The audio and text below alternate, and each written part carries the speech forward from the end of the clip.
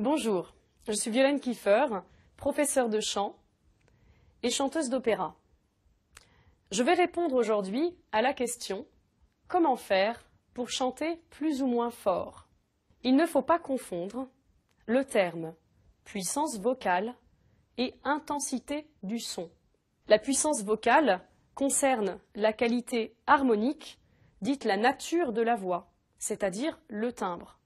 Tout le monde a un timbre plus ou moins puissant, plus ou moins résonnant. L'intensité du son, autrement dit, chanter plus ou moins fort, est une variation de la pression de l'air sous les cordes vocales. Et cette pression est apportée par un travail du corps, dit le soutien. On peut avoir une voix très puissante et être tout à fait capable de gérer la force de sa voix.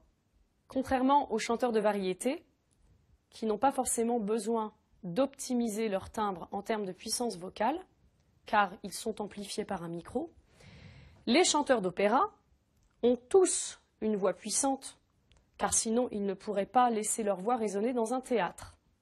Ces deux catégories de voix ne sont pas amplifiées acoustiquement de la même façon. Les chanteurs d'opéra, n'ayant pas de micro, ont donc besoin de chanter beaucoup plus fort et d'utiliser beaucoup plus d'intensité grâce à leur souffle. Ce souffle n'est pas simplement une expulsion de l'air plus ou moins appuyée par les abdominaux, mais plutôt une contention dans une demi-apnée dite soutien. Chanter plus ou moins fort est une gestion de ce soutien. Tout chanteur d'opéra est capable de garder sa puissance vocale tout en chantant plus ou moins fort. Je vais vous faire une démonstration. Je vais tout d'abord chanter piano une phrase. Nos cœurs s'ouvrent à vous.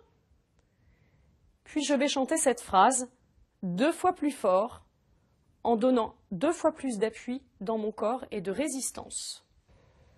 Mon cœur s'ouvre à vous.